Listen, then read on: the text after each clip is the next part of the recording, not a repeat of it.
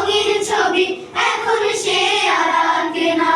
হলদে ডানার সেই পাখিটি এখন ডালে ডাকে না। মনের কোণে রঙিন ছবি এখন সে আর আঁকে না। হলদে ডানার সেই পাখিটি এখন ডালে ডাকে না। মনের কোণে রঙিন ছবি এখন সে আর আঁকে না। এখন কেন ধূসর হলো ঠিক আছে।